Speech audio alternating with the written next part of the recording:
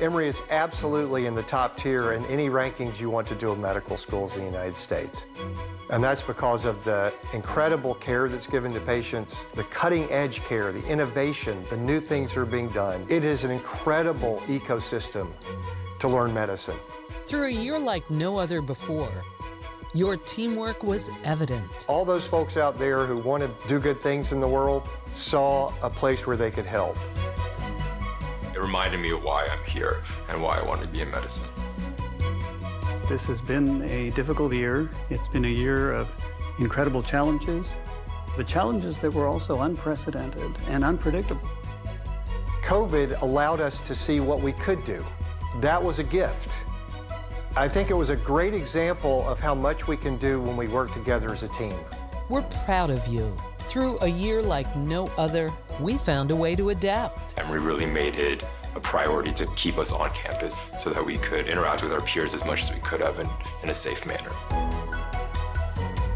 We've all struggled through this together, and it just really helped me feel close to Emory. A bond that helped us thrive. It also was a year of record accomplishments. It's the first time ever that there's a department in the School of Medicine that is ranked #1 in the nation. And we're very, very proud of that accomplishment. Through a year like no other, we've made important changes and prepared for the future. The rankings are just one measure of how great our students are. White Coats for Black Lives Matter was a student-driven initiative, and I was happy to be part of that. It was a moment that we showed our commitment to equality and justice in our society. From the bottom of my heart, thank you. Thank you for committing your lives to serving others. Thank you for your courage in doing that. And thank you for being here at Emory as part of our community. We look forward to a bright future for all of our faculty, staff, and students. And the bonds that have occurred in the last year, I hope will stay for a long time to come. So thank you, and let's keep charging ahead.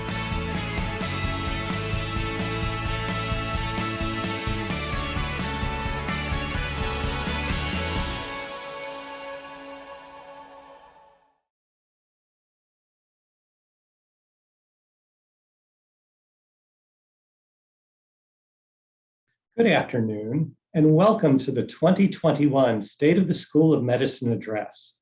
I'm John Lewin, and I'm honored to be part of the celebration of all that the people of the Emory School of Medicine have accomplished over the past year and all that you will accomplish going forward. As the world has faced an unparalleled health and humanitarian crisis over the past year, frontline workers around the globe have put forth an incredible effort to mitigate the effects of the COVID-19 pandemic and to bring help and hope to people in their darkest hour. That's why the need for highly skilled, compassionate medical professionals has never been greater, and the need for insightful discovery and innovation is unprecedented. No institution is doing more than the Emory School of Medicine to provide the superlative workforce we need to tackle the most urgent medical issues of our time and to develop the cures and treatments that are changing the world. Although we find ourselves in a time of truly extraordinary challenge and responsibility, we're also faced with an equally extraordinary opportunity to innovate, lead, and save and improve lives. Healthcare, and indeed many aspects of our society, are undergoing a period of historic change, and the Emory School of Medicine, under the leadership of Dean Vikas Sukhatme, is helping to lead and shape that change. Dean Sukhatme brings not only impeccable credentials and experience to his leadership role, but also an extraordinary passion for academic medicine and inspiring vision for our School of Medicine and its students, faculty, and staff. On a personal level, he's a man whose energy, passion, and commitment to excellence and eminence truly inspires me. He continues to impress me and to lead meaningful, positive change on behalf of all of the people we serve.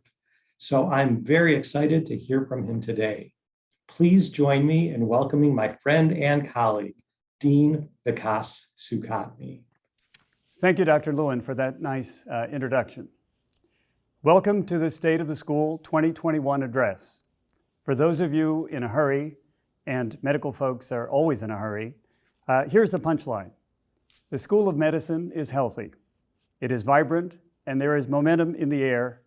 For the School of Medicine, the Woodruff Health Sciences Center, and the Emory University, we are all at an inflection point, poised to move from excellence to eminence.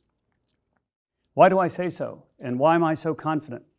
Ironically, because of the way we have collectively weathered the COVID pandemic. So let's begin with the pandemic. Clearly, it created disruption of our core mission activities, but it also offered unique opportunities to showcase our resilience and our innovation. Take a look at this slide. There were incredible challenges, but there was remarkable resilience, and in fact, there were record achievements. Let's take a look at some of the records that were broken. In sponsored research, our funding went from $444 million in 2019 to $565 million in the past year. Our NIH ranking in terms of dollars that we bring in to the School of Medicine went from 18th in 2019 to 14th, the highest it's ever been in the history of the school. Our allied health students programs ranked very well in the U.S. News and World Report rankings. And many partnerships were cemented in different ways, which I'll elaborate on in just a few minutes. Now, people are at the heart of all of our successes. Unforgettable is the moment we all witnessed, touching show of solidarity for racial injustice in the United States. The volunteers who helped all of the folks who wanted to get vaccinated, to build a community of engagement, a culture of inclusion, and mutual respect is what we always strive for. And the thanks were widespread. Let me just say my heartfelt thanks to all of you, learners, faculty, and staff, for your adaptability, your hard work, and your collaborative spirit during these unpredictable times. Talking about people, a number of new leaders were selected in the last year. Jeff Bradley became the interim chair of the Department of Radiation Oncology. Cheryl Herron, Associate Dean for Community Engagement, Equity, and Inclusion. Peng Jin, Chair of the Department of Human Genetics. Jaffer Khan announced just a few days ago as interim chair of the Department of Neurology. And William McDonald, interim chair of Psychiatry and Behavioral Sciences. At the Winship Cancer Institute, Adam Marcus was appointed interim executive director. Nadine Raphael, executive director of the Hope Clinic. Carolyn Meltzer, chief diversity and inclusion officer. Guido Silvestri, chair of the Department of Pathology and Laboratory Medicine. Ann Chiraudy and Colleen Kelly were appointed as co-directors of the Center for AIDS Research at Emory University. Supporting our people is a key part of what we all do, and a strategic plan is now being put into place around diversity, equity, and inclusion. It has 4 parts, as you can see on the upper left, and many programs are now underway. One particularly interesting one that I want to highlight is the new Underrepresented in Medicine Faculty Development Program, and this is coming along very nicely. An inaugural DEI and racial advocacy thread leader was appointed this year for our MD program, and that's Tracy Henry. Also supporting our people, it was important to have adaptive and responsive communications and messaging, keeping people engaged during transitions, and our communication team, led by Jen King, was particularly instrumental in this. There's a search underway for the Chief Wellness Officer, and this is a position at the Woodruff Health Sciences Center level that is partially supported by the School of Medicine. It'll be announced fairly shortly. Let us now turn to research. The quick summary is as follows. We received $91 million in NIH COVID funding. That put us at number 1 among universities in Georgia, number 3 among all universities in the United States. Let me cite a few examples. The drug remdesivir was tested here at Emory. We in fact enrolled the largest number of patients in the trial that was published in the New England Journal and led to a change in the standard of care for hospitalized patients. The drug EIDD-2801, also known as molnupiravir, is an antiviral compound now entering phase 3 clinical trials. There's a repurposed anti-cancer drug called duvelisib that is moving forward as well. And baricitinib, some of the early studies were done here by Vince Marconi, ideas that came from Ray Shinazi's laboratory and others, now been corroborated in a larger clinical study. Antibody blood test was put forward here. One of the earliest tests, serologic tests for antibodies against COVID was developed here. And much was done here in the area of rapid testing, as I will talk to you about in just a few minutes. Vaccines. The Moderna vaccine was tested here in phase 1 and phase 3, as was the pediatric Moderna vaccine, currently undergoing testing in phase 2s and 3s. There's a vaccine against one of the variants also being developed by Moderna that is undergoing testing here, the J&J vaccine. And a next generation vaccine, the Gritstone, is also being tested here. A lot of work here. And as you can see in this slide, this is a picture of David Stevens, Moncef Slahoui, Operation Warp Speed's Chief Science Advisor, who visited us, Nadine Raphael, and Evan Anderson. Now, the impact that we've had is widespread. Faculty have been called to write articles, to provide opinion pieces, to develop best practices as members of national committees, to appear in news broadcasts. And here are just a few examples. Dr. Del Rio being interviewed, one of his many interviews around the country, an op-ed that we wrote with regard to existing affordable drugs and how they might rapidly reduce COVID-19 cases and deaths in India. And you see on the bottom right, Colleen Kraft talking about the antibody tests that were developed here. Here's Carlos Del Rio again, probably the most popular face from the Emory University faculty, and he really was responsible for helping us out enormously, mobilizing clinicians, staff, learners, and researchers to really become national leaders. Now, some of you have seen this slide before. I like to make the argument that we are living at a unique time in biomedicine. And the reason for this is that a number of forces have come into play and they're all converging. The first is the omics revolution, the ability to track what is going on in humans in a number of ways. What's going on at the DNA level, at the RNA level, at the protein level, in the metabolome. These are just a few ways in which we can understand the state of our health. And the omics revolution is a way of looking at that, integrating all of that information, and bringing it to the best use for patients. The IT revolution has occurred and is occurring. The ability to mine all of the data that we're collecting and look at it in novel ways, and also influence in a very precise way who we treat, how we treat, and when we treat. There's other technology that's come about. Our ability to edit genes is a huge advance that's taken place in the last few years. And of course, and finally, and most importantly, we have patients. Our 21st century patients are demanding of us things that they never asked before. They are looking for cures. And the fact that we have all these forces coming into play allows us to think carefully about how to cure when we previously could not. So, taking all of that into account, we have come up with a research strategic plan that some of you have seen, I'm sure, before. There are 5 pillars to this plan, and I will give you some highlights from each of these pillars. The first pillar we refer to as the eminence pillar.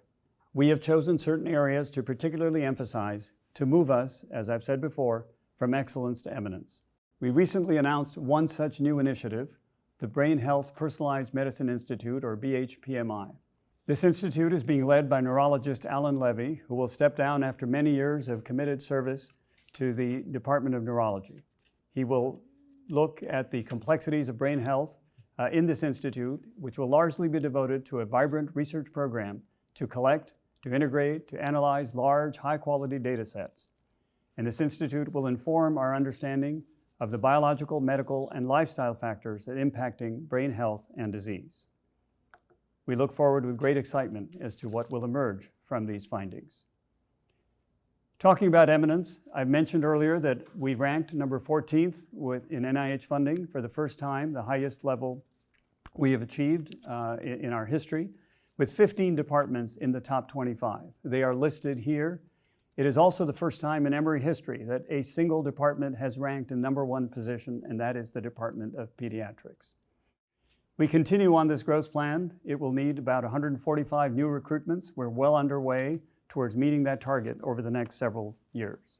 Here are a few noteworthy appointments. Mary Lane Bond, School of Medicine's Associate Dean for Medical Education, was named Vice Chair of the Accreditation Council for Continuing Medical Education in 2021. Carlos Del Rio, who's our Executive Associate Dean for Emory School of Medicine at Grady Health System, was elected as the next Foreign Secretary of the National Academy of Medicine. Colleen Kraft was elected to serve as 2022 President of the American Society for Microbiology. And Suresh Ramalingam, currently Deputy Director of Winship Cancer Institute, will serve as the new Editor-in-Chief of Cancer, a peer-reviewed journal of the American Cancer Society. Some awards and honors: Rafi Ahmed, elected to the American Academy of Arts and Sciences; Jada Bussey Jones, Exemplary Teacher of the Year Award; Sanjay Gupta, elected to the American Academy of Arts and Sciences; Denise Jameson, elected to the National Academy of Medicine; Susan Margolis, elected to the National Academy of Medicine, both women leaders in the School of Medicine and chairs, as you all know; Richard Pittman, the Evangeline Papageorge Distinguished Teaching Award; Ruth Parker, the Thomas Jefferson Award; and Jaffer Khan, the Provost Distinguished Teaching Award for Excellence. And David Stevens, the 2021 Lifetime Achievement Honoree for the Atlanta Business Chronicle's Healthcare Heroes Awards. Congratulations to all of these folks. The second major pillar is to catalyze and seed new initiatives for those who already are at Emory. We refer to some of these awards as the I-Cubed Awards, and I'm happy to tell you the return on investment of these has been at about 4 to 1.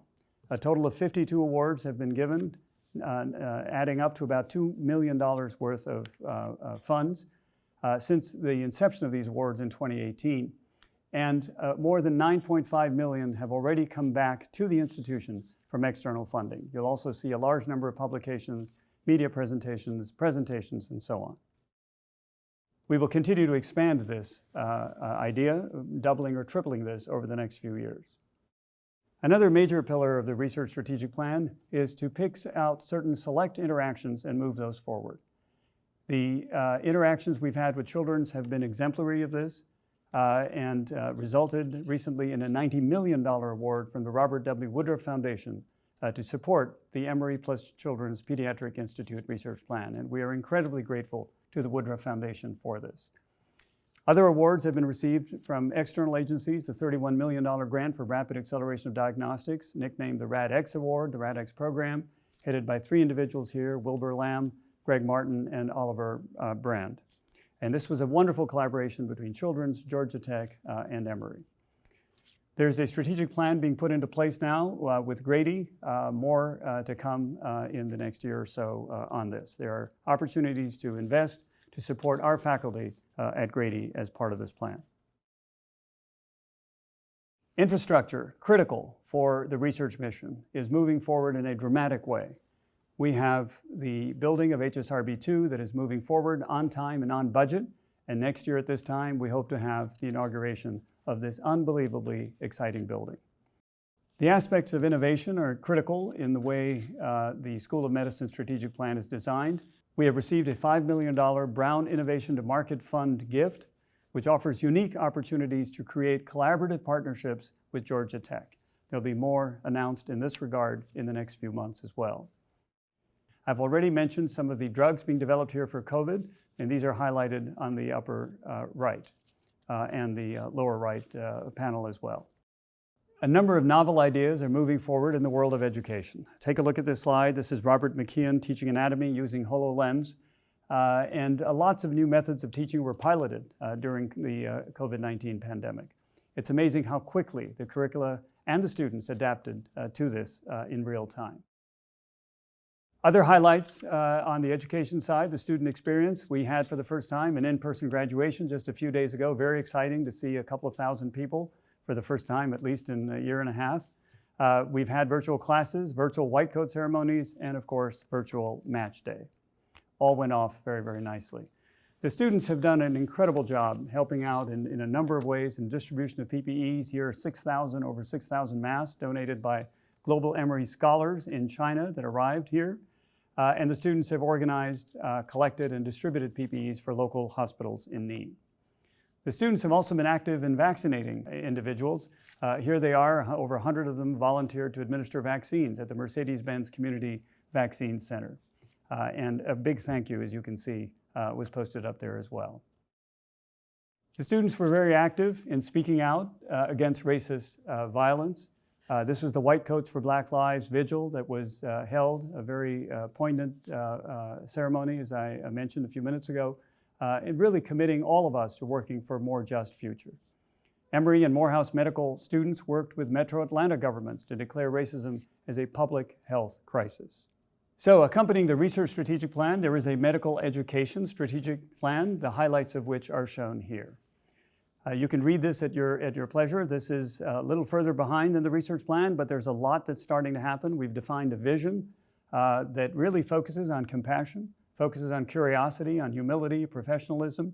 And we're looking for bold and transformational, not incremental, but transformational changes in the way we teach medical students as well as students in our academic health programs. So we have cited a number of goals, which you can take a look at your convenience. But again, the key issue here that we're trying to highlight is the empowerment of these individuals to solve problems of all kinds and to really stimulate student passions around what they are best at. There are a number of measures of success that we'll be looking at. What are the partnerships that we build? How flexible and adaptable are, in fact, our programs? How diverse are the experiences that the students participate in, and so on and so forth. And we've put up 6 categories for progress.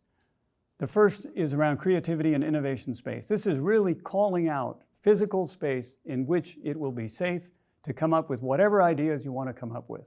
And so creating that programming, finding those synergies, and making contributions through partnerships that stimulate creativity and innovation will be a key part of this first aim. Teaching of how to be creative. For example, design thinking teaching is something we're going to start literally in the next few months. And it's meant for staff and students and faculty. The second item is around faculty growth and development. How do you articulate the skills, the competencies, the experience required to support major initiatives?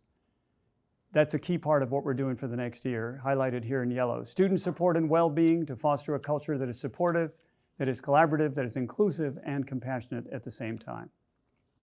Forward-thinking educational programs focus in certain areas, such as leadership, such as change management, such as health disparities, such as nutrition, which are often underplayed and undervalued in medical education. We want to put those right in the middle of the mix. Connectivity and partnerships, item number 5, leading interprofessional education initiatives with key partners such as our School of Nursing, and to actively participate and represent medical education in the Woodruff Health Sciences Center Interprofessional Education Plan. And finally, but not last, we want to personalize the way we teach medicine and come up with a roadmap that is appropriate for each student. Each student learns in different ways. We understand that. They come from different backgrounds. So how can we design a more personalized learning roadmap? That is the 6th pillar on which we'd like to build our medical education strategic plan. Just a few words about the clinical care delivered in the last year. Here's Dr. Anish Mehta looking up at a screen at the forefront of care for COVID patients. And all I can say is it has been an incredible experience seeing the wonderful, wonderful way, compassionate way, and scientific way in which everybody came together to address this pandemic. A few more items here that are worth noting. Even in the midst of the most challenging times, you have to continue to innovate. And this is the work of Joanna Kuntz, who basically came up with ways in which patients could communicate with their loved ones when they were in the hospital. An absolutely crying need that she addressed. Telehealth has grown dramatically, leadership from Greg Esper and others. We've launched Emory Rural Tele-EMS Network, which is providing emergency medicine care to 14 rural counties across Georgia. This has just skyrocketed, and thanks to this effort. Other highlights, which I've briefly alluded to, set up and staffing COVID testing and vaccine centers for our patients and employees. As of a couple of weeks ago, there have been over 170,000 COVID vaccine doses administered here. There's a lot of attention now going into the long haulers problem, and several clinics have been set up. This is a huge issue, as many of you know. These are patients who have had or continue to have symptoms several months and weeks out beyond their acute COVID episodes. This is a national problem. We are in the midst of it, and much is being done at Emory to try to address the understanding of this disease, or diseases, I should say. This is a very heterogeneous group of patients, and how they might be best treated. So many patients have been seen here, about 13,000 admissions at Emory Healthcare, and this graph depicts those at Emory Healthcare as well as those taken care of at Grady, and shows you the different waves of the pandemic that have occurred. I'd like to give a special shout out to our residents. The residents really are sort of the in-between folks. They are no longer medical students. They have their MDs in hand. Yet they're also in a learning phase of their careers. They have to adjust to the many different hospital systems to which they are sent. And so I particularly want to thank them for their work during this pandemic. So here we are. There is a momentum, as I've tried to indicate to you, in the air. I should say to you right off the bat, part of the reason for that momentum is not only what we're doing in the School of Medicine, but what's going on at the university at large. We have a new president, as we all know, who's jumped into the action in a dramatic way, in a great way. We have a new provost who's about to arrive. And there's just a sense that Atlanta is an amazing place to spend some time in. It is a place that has defined history in our last election. No matter which side you were on of this, Atlanta is a place to be. And so we have a momentum going on at Emory right now. And what I urge you to do is to think very carefully on a day-to-day basis. How are you accelerating progress? How are you defining a vision, and is it bold enough? How are you collaborating in the fullest possible way? How are you looking at data and using it to drive your decision-making? How are you engaging with everybody here in the community? And above all, are you having fun? So if you haven't figured it out, the reason I can recite this fairly quickly is that there is a little mnemonic for you, and it stands for A to F. So with that, let me just say what a great honor it is to continue to be your dean, to serve you, and please don't hesitate to reach out if I can help. Thank you once again.